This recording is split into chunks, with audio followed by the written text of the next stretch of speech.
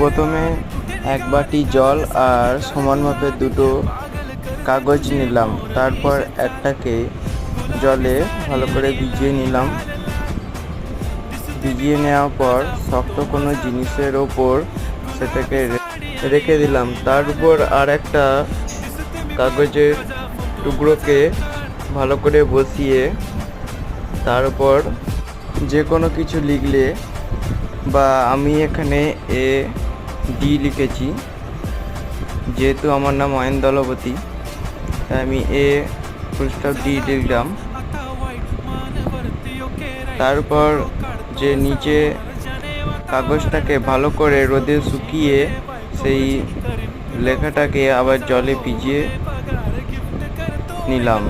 দেখুন এবার কিভাবে ফুটে ওঠে।